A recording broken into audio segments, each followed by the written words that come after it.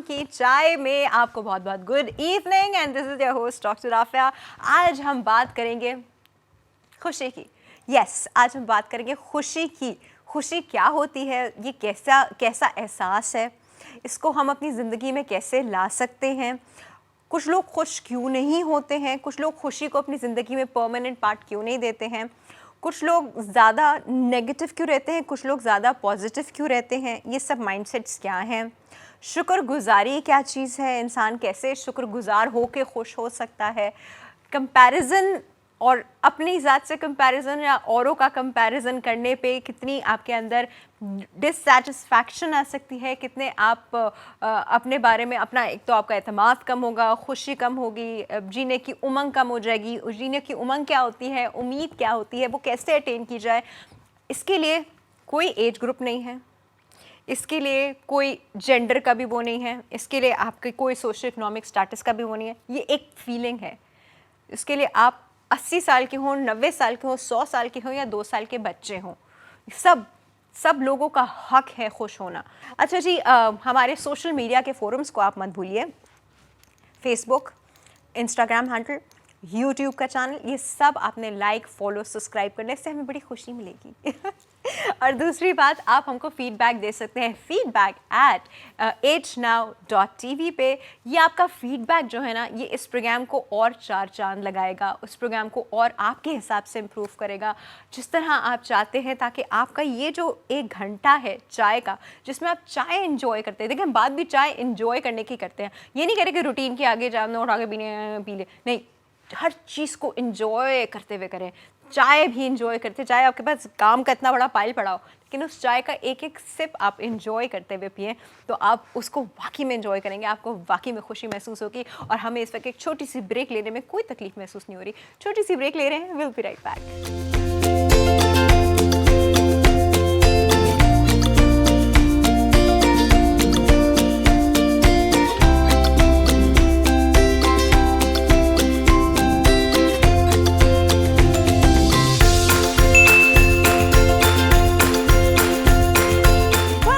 शाम की चाय, और शाम की चाय में जो आज हमारा टॉपिक है वो बहुत इंपॉर्टेंट है, बिकॉज़ आप जो सोचते हैं आप वो अट्रैक्ट करते हैं। अगर आप हर वक्त परेशान, वरिड, ये हो जाएगा, वो हो जाएगा, इस चीज़ का खदशा, उस चीज़ का डर, तो फिर आपके अंदर पर्सनालिटी भी आपकी ऐसी ही होगी। अगर आप उन लोगों में से हैं जो पेसिमिस्ट हैं, जो कि नेगेटिव सोचते रहते हैं, तो फिर आपकी ज़िंदगी में बहुत सारे वाक़यात, तो बहुत सारी चीज़ें जो होंगी वो पेसिमिज्म की तरफ होंगी। अगर आप उन लोगों में से हैं जो खुश रहना सीखते हैं, खुश रहना चाहते हैं, खुश रहते हैं, तो फिर आपकी ज़िंदगी पॉजिटिविटी और खुशी की तरफ ज़्यादा होगी। तो आज हम बेसिकली बात कर रहे हैं हैप्पीनेस पे, how to attract happiness in our life. Stress, ये सब तो हर एक की ज़िंदगी का पार्ट है, हर एक की ज़िंदगी में हर वक्त कुछ ना कुछ होता ही रहता है। बट डज़ दैट मीन कि हम उसको कितना आगे तक लेके जाए, इतना प्रोलॉन्ग करें? आगे लेके जाने का क्या फ़ायदा है, पुराना सोचने का क्या फ़ायदा है, ये सारी बातें आज हम करेंगे जी। हैप्पीनेस से रिलेटेड हमारे पास पब्लिक स्पीकर हैं और ओकेजनली सिंगर भी हैं, उस्मान भट्ट साहब। अस्सलाम वालेकुम। वालेकुम सलाम। कैसे हैं आप? I am fine. You fine? Oh, I like the smile. बहुत कम लोग यहाँ बैठ के स्माइल कर रहे होते हैं। आपका टॉपिक ही ऐसा है। Oh, yes, happiness, happiness. अच्छा, मुझे ये बात बताइए कि हैप्पीनेस इज समथिंग जो हर वक्त नहीं रह सकती, हर इंसान नहीं हो सकता और परमानेंट नहीं होती। तो हैप्पीनेस को आप कैसे डिस्क्राइब करते हैं? देखिए, हैप्पीनेस, जैसे आपने बात की ऑप्टिमिस्ट और पेसिमिस्ट की, कि if you want to count your blessings तो आप खुश होंगे, अगर आप अपनी वैक्यूम को काउंट करेंगे तो यू विल बी अनहैप्पी। तो basically happiness is a choice मेरे हिसाब से। Happiness is a choice. इसको आप अपने ऊपर थोप नहीं सकते कि I will be happy today. ये या तो नेचुरल एक फीलिंग होनी चाहिए, कुदरती आनी चाहिए।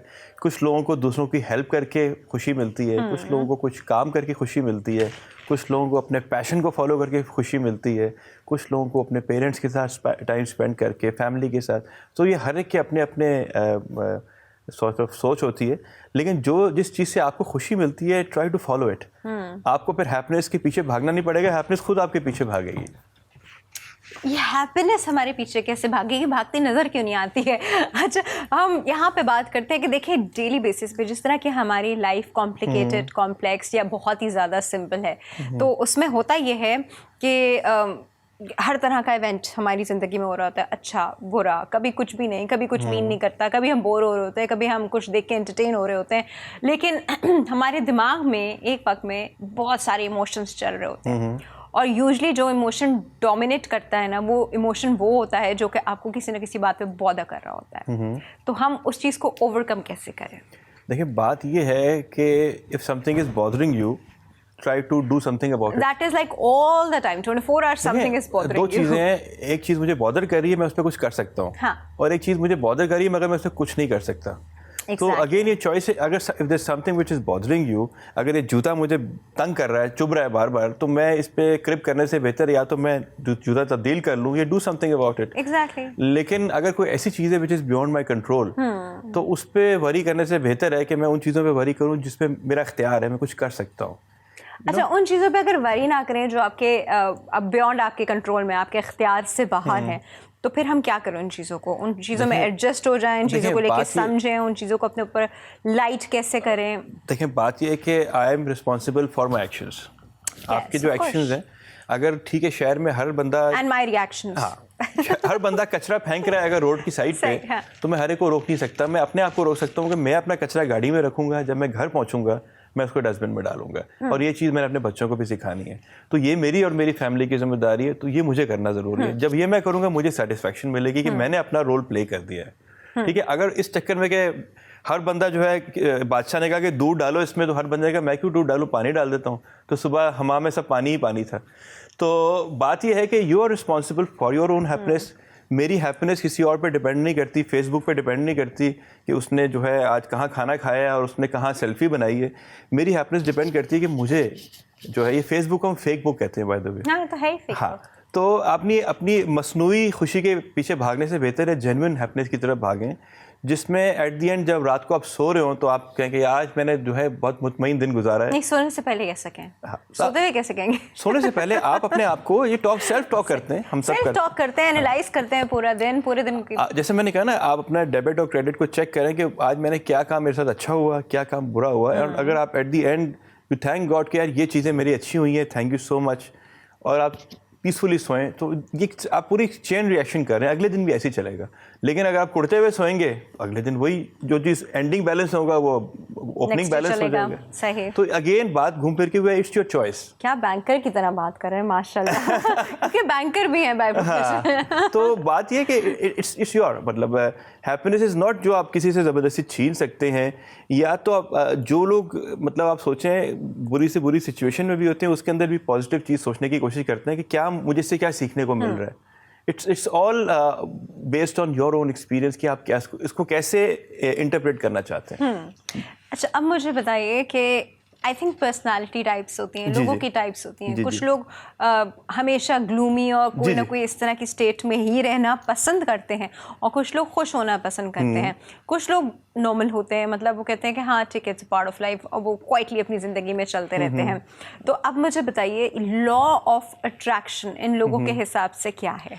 देखिए, आपने स्टार्ट में ही बता दिया था कि we attract in our lives. जैसे रूमी कहता है ना कि we are the sum of our thoughts. जो हमारी सोच होगी वो किसी ना किसी तरीके से कहीं ना कहीं रिफ्लेक्ट हो जाएगी। एक बंदा, जैसे आपने कहा कि परेशान रहता है हर वक्त, जिसको हम कहते हैं ना परेशान खटक, हर वक्त अब कुछ हो जाएगा, अब कुछ हो जाएगा, खटक साहब माइंड ना करें। तो वाकई कुछ ना कुछ हो जाता है। बट डेफिनेटली बिकॉज आप वो नेचर की फोर्सेस वो अट्रैक्ट करते हैं, जो कभी एक्सीडेंट हो जाएगा, कभी ठोकर लग जाएगी, कभी करंट लग जाएगा, कभी कोई चीज़ आप गुम जाएगी, तो ये चीज़ें आपके साथ होती रहती हैं। जितना आप ऐसा सोचते हो उतना ही आपके साथ ऐसा होता है। यानी इसमें एक फ़र्क है। एक होता है इंसान का कॉन्शियस होना कि ये चीज़ हो सकती है, और एक होता है कि अपने असाब पर तारी कर लेना कि ये चीज़ हो रही है, कि वो अब तो कुछ नहीं हो सकता, अब तो ये हो जाएगा, अब तो वो हो जाएगा, तो वाकई फिर हो जाता है। और ऐसे लोग बड़ी मुश्किल से निकल पाते हैं उस साइकिल के अंदर से। It's very difficult. लेकिन ठीक है, लीड जहाँ आपको इंसान को परेशानी होती है, परेशान होना ज़रूरी भी है, ऐसी बात नहीं है, लेकिन एक्सट्रीम और एक्सेसिव पे जाना गलत है। आप try to learn from that worry और come out of it. Otherwise अगर आप बैगेज लेके घूमेंगे ना, तो वो बैगेज इतना भारी हो जाएगा एक दिन कि आप उठा नहीं पाएंगे। How to get rid of that baggage? देखिए, मैंने वही कहा, there must be ways to get rid of the baggage. Self management की टेक्निक्स होती हैं। जैसे हम लोग मेडिटेशन करते हैं, किसी का कोई नमाज़ पढ़ता है, कोई स्पिरिचुअलिटी करता है, कोई वॉक करता है। There are different ways to it. कोई मतलब अपने पैशन को फॉलो करता है, जिससे आपका स्ट्रेस रिलीव होता है, जिससे आप लाइट फील करते हैं, जिससे आपको खुशी मिलती है, आप उस चीज़ को परसू करें। जब आप वो परसू करेंगे, आपका बैगेज आहिस्ता आहिस्ता खुद ब खुद कम होने लग जाएगा। हम क्या करते हैं कि जैसे मैं बैंक में क्या कहते हैं, मैंने कहा आपको कोई शौक़ है, पैशन, ब्रांच मैनेजर कहते हैं हाँ मुझे बड़ा शौक़ है सब्जियां उगाने का, गार्डनिंग करने का। तो मैंने कहा कब करोगे? ये सर जो रिटायर हो जाऊँगा ना 60 साल का, उसके बाद करूँगा। मैंने कहा यार उसके बाद क्या फ़ायदा करने का, आप वॉक क्यों नहीं करते? आप इतने मोटे हो गए हो, उससे टाइम नहीं मिलता। 2 महीने बाद पता चला जी हार्ट अटैक हो गया। सर अब मैंने वॉक शुरू कर दिया। हाँ। मैंने कहा अब टाइम मिल गया? हाँ सर अब तो टाइम मिल गया, क्योंकि अब तो ज़िंदगी बचानी है। तो ये again it's a state of mind. हम हर चीज़ को अपने वर्क लाइफ बैलेंस को लेके चलें, हमें खुशी क्यों नहीं मिलेगी आप बताएं? आपको गाना गाने से खुशी मिलती है? हाँ, जैसे मुझे गाना गाने से खुशी मिलती है। हाँ, तो हम चाह रहे हैं कि आप थोड़े से खुश हो जाए और हम आपको सुन के खुश हो हाँ ये वही है। चले मैं आपको 2 लाइनें सुना लेता हूँ। एक बहुत ही सॉफ्ट रोमांटिक पुराना गीत मेरे जहन में आ रहा है। Okay, interesting. जी। मुझे दिल से न भुलाना, चाहे रोके ये ज़माना, तेरे बिन मेरा जीवन कुछ नहीं।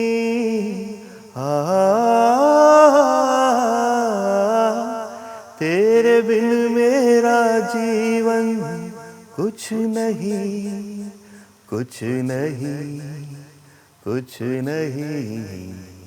मुझे दिल से ओ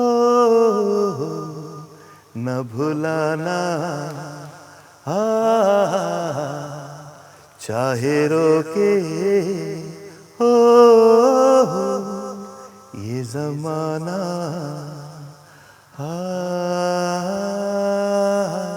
क्या बात है भाई। हो वेरी नाइस, वेरी नाइस। पूरे Thank you. इमोशंस के साथ और पूरी सब चीज़ों के साथ सर यही तो गाया होता है।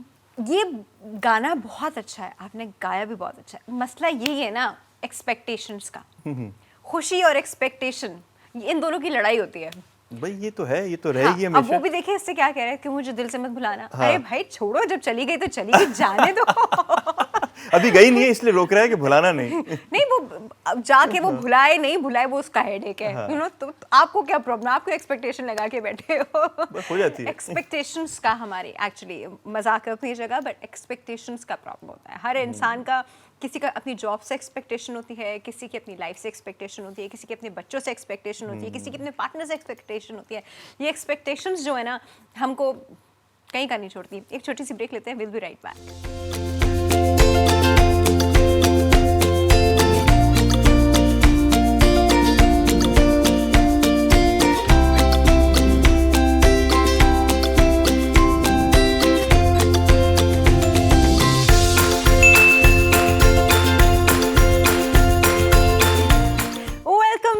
शाम की चाय पीते हुए हम आज बात कर रहे हैं खुश रहने पे। खुश रहने पे अब क्या है, हर डॉक्टर के पास जाओ, आप कोई भी बीमारी, कोई भी डिजीज़, कोई कुछ भी लेके जाओ, आप स्ट्रेस में रहते हैं।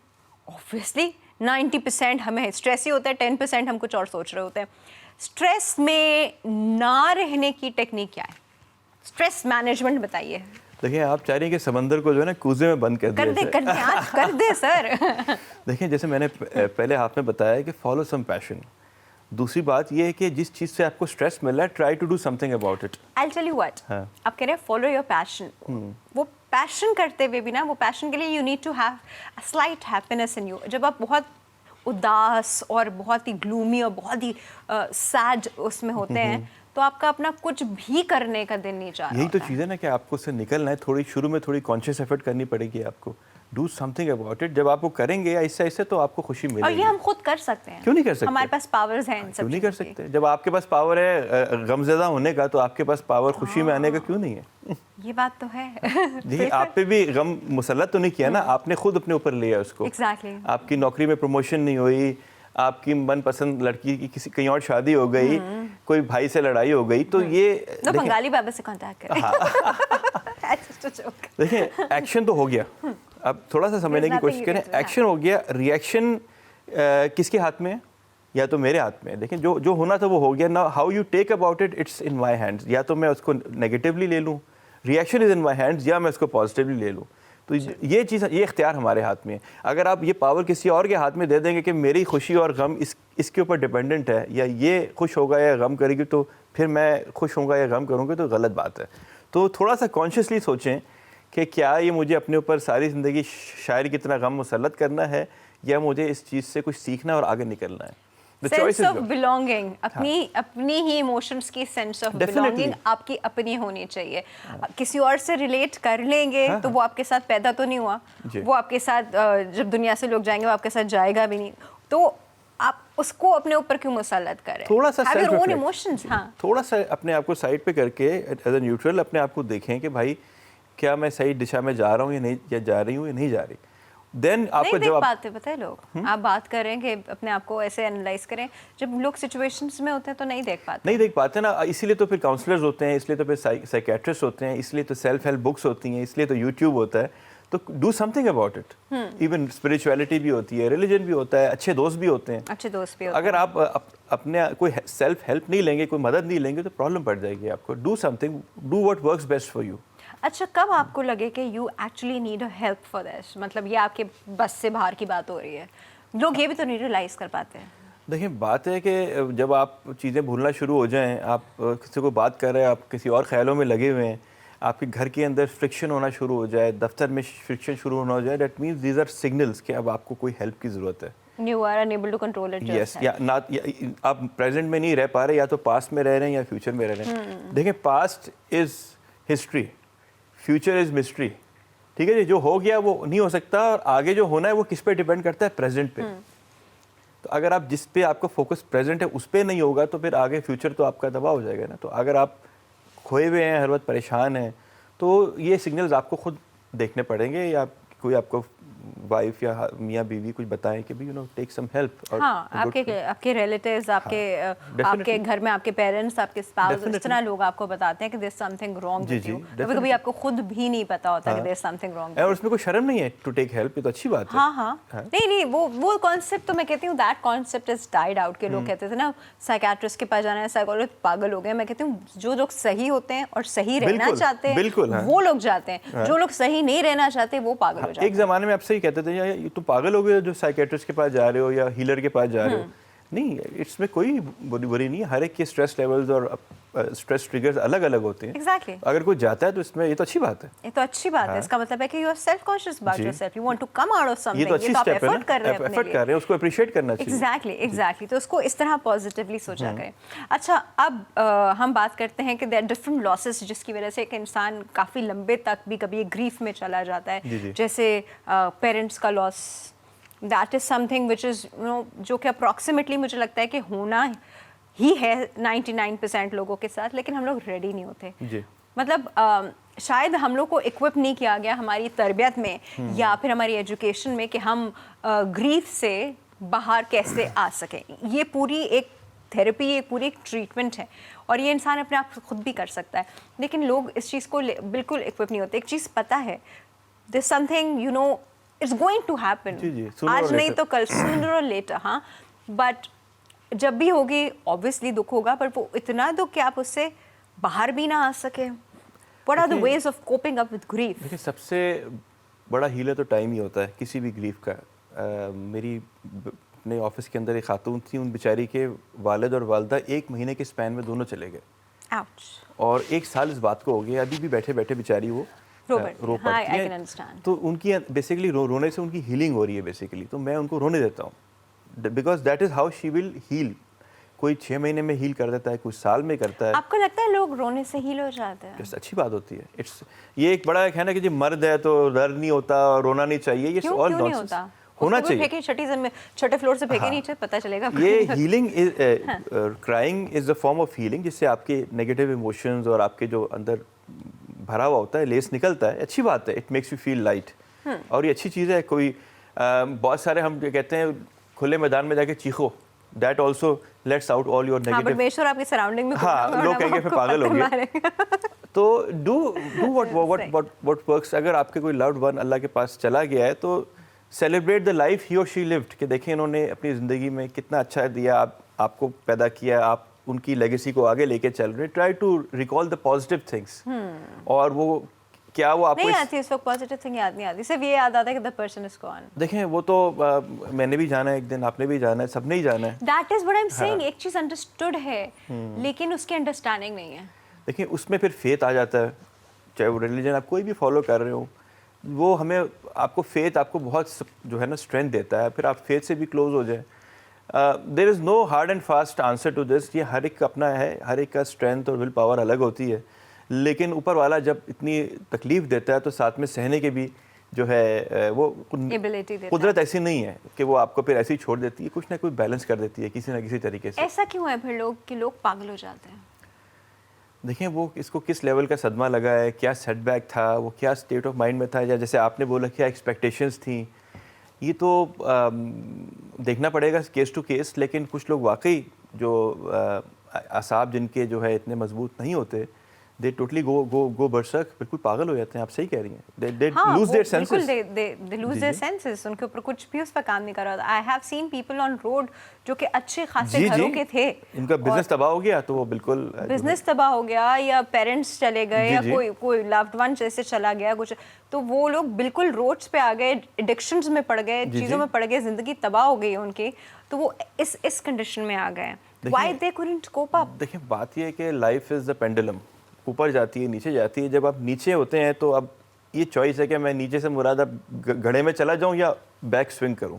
Again it's your choice now, bounce back कर रहे हैं कि नहीं कर रहे हैं। हाँ, अब देखें मैं यहाँ पर आ गया हूँ, इससे ज़्यादा नीचे या तो मैं घड़े में जा सकता हूँ या मैं स्प्रिंग बैक कर सकता हूँ। नहीं अल्लाह ना करे, आप तो बड़ी अच्छी जगह बैठे हैं। नहीं मैं एक बात कह रहा हूँ, तो द चॉइस इज़ योर्स। तो जो लोग नहीं चूज़ कर पाते उसको, जो कहते हैं नहीं यार सब ख़त्म हो गया, अब मेरा कुछ नहीं हो सकता, अब मैं तबाह हो चुका हूँ, अब बस जो होना था हो गया, मैं आई एम फिनिश्ड। ऐसी कोई चीज़ होती नहीं है, पता है कभी, ये सिर्फ हम सोचते हैं कि शायद ऐसा हो कुछ लोग होते हैं, मैंने देखा है, वो जब कोई बंदा एक्सेप्ट कर लेना आई एम फिनिश्ड, तो फिर आप फिर आप फिनिश्ड। लेकिन कुछ होते हैं रेजिलिएंट होते हैं, कहते हैं नहीं इंशाल्लाह ऊपर वाले ने ये आजमाइश दी है, मैं इसी से वो ऊपर वाला निकालेगा, मैं मेरी मदद करेगा, वो कर जाते हैं। मैंने देखा है दे spring back.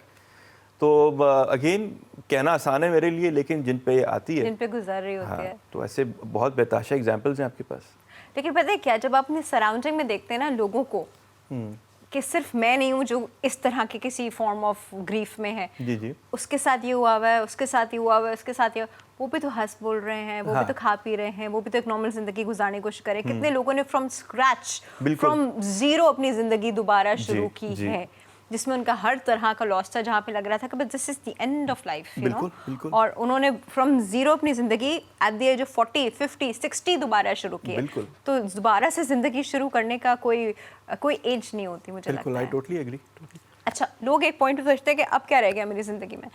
Retirement is one thing, जो मुझे बेसिकली रिटायरमेंट का कॉन्सेप्ट मुझे समझ नहीं आता। रिटायरमेंट मुझे लगता है कि ये एक ऐसा पॉइंट है उस इंसान की ज़िंदगी का जहाँ पे वो सबसे ज़्यादा सीख चुका होता है, बहुत चीज़ें उसे पता होती हैं, एक्सट्रीमली एक्सपीरियंस होता है।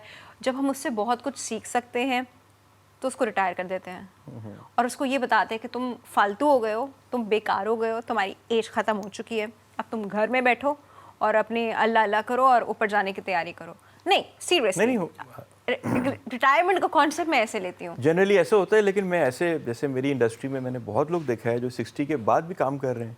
They said कि हम नहीं, तो हम रिटायर क्यों करते हैं एक इंसान को? What do you mean by retire? जब तक अल्लाह ने रिटायर नहीं किया तो आप कैसे रिटायर? देखिए वो हर कंपनी की अपनी पॉलिसी होती है कि कोई 58 कोई 60 पे, बिकॉज पीछे बैकलॉग में और लोग होते हैं, मतलब एक प्रमोशंस देनी होती हैं सबको, मतलब सैलरी बढ़ानी होती है। अगर सब लोग ही एक साथ रहेंगे, प्रमोशन के लिए, किसी की बैकलॉग के लिए आप किसी की जिंदगी खत्म कर देते हैं। कहीं ना कहीं कट ऑफ तो बनाना पड़ता है आपको कि यू नो एक सर्टेन एज के बाद you have to let that person go, otherwise जो नीचे वाला पूल है वो कभी ऊपर नहीं आ पाएगा। ये पूरी एक साइकिल चल रही है ना, अदरवाइज तो हम सभी स्टक रहेंगे। फिर मतलब आप किसी को रिटायर करते हुए बोलेंगे कि सर आप रिटायर नहीं होंगे तो नीचे वाला आपकी जगह पे कैसे आएगा? प्लस एक्सपेंसेस होते हैं, एक सर्टेन एज के बाद उस तरह की प्रोडक्टिविटी नहीं आप एक्सपेक्ट कर सकते हैं किसी से, जो एक रिक्वायरमेंट होती है। देखें corporate world is a cut throat harsh reality, तो वो तो हमें मानना पड़ेगा कि वो तो है। तो लेकिन बहुत सारे लोग रिटायरमेंट के बाद दे डोंट रिटायर एक्चुअली।